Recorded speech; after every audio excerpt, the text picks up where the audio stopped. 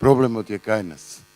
Ние ќе паѓаме на скалата, се додека молчиме, живееме во режим, тоа сите го знаат, двоглав режим, предводен од Груевски и Ахмети, и премногу молчиме. Сами сме виновни за тоа. Ниедна власт, а поготово па оваа, не би дала тоа што не го бараш или што не го правиш. Најдобро е за нив да молчиш. Јас бев шокиран, еве со пример ќе кажам, зошто сме и ние виновни.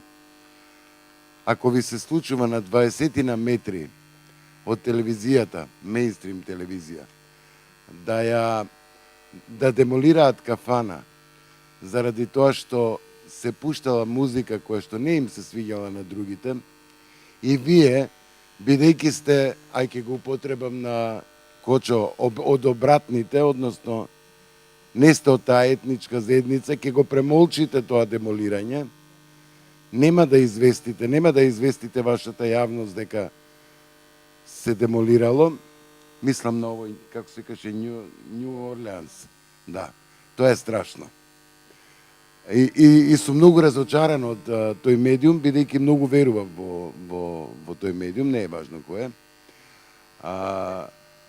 Обратно, еве, условно, јас сум од македонската страна, е уште побрутално. Но, порано бевме затворени и сега уште повеќе се затвараме во своите гета. Секој си навива за својот.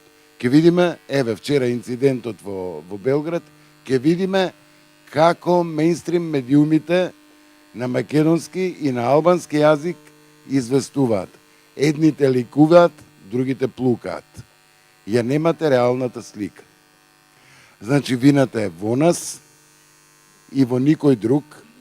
Се додека молчиме, еве, кој што вика колегата, ќе добиваме одговор, и тоа е вистинскиот одговор од ЕБУ. Дека вие треба да си го решите проблемот. Ако не, откажете се од професијата.